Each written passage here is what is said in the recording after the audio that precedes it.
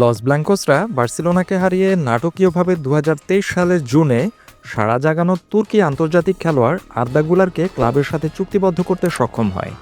ইউরোপীয় ফুটবলের উজ্জ্বল সম্ভাবনাময় খেলোয়াড়দের একজন হিসেবে তিনি ক্লাবে যোগ দিয়েছিলেন, কিন্তু রিয়াল মাদ্রিদে আর্দা গুলার এখন পর্যন্ত নিজের জায়গা পাকা করতে সক্ষম হননি।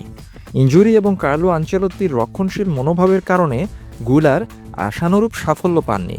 কার্লো আনচেলত্তি খুব তাড়াতাড়ি তাকে প্রথম দলে নামিয়ে দেওয়ার ব্যাপারে সতর্ক থাকছেন, যেহেতু আর্দা গুলারের বয়স মাত্র ২০।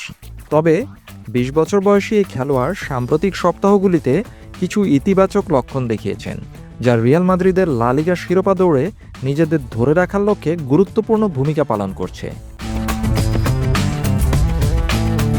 বার্সেলোনার কাছে কোপা দেল রে ফাইনালে রিয়াল মাদ্রিদের পরাজয়ের ম্যাচে আর্দা গুলারের দারুণ পারফরমেন্স ছিল রিয়াল মাদ্রিদের হয়ে তার ৫০তম ম্যাচ।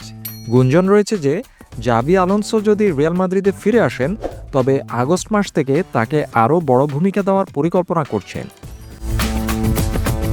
২০২৩ সালে ফেনারবাচ থেকে আর্দা গুলারের ট্রান্সফার চুক্তির শর্তাবলী অনুসারে ৫০তম ম্যাচ খেলার কারণে রিয়াল মাদ্রিদ এখন ফেনারবাচকে আরও ৪ মিলিয়ন ইউরো দিতে হবে।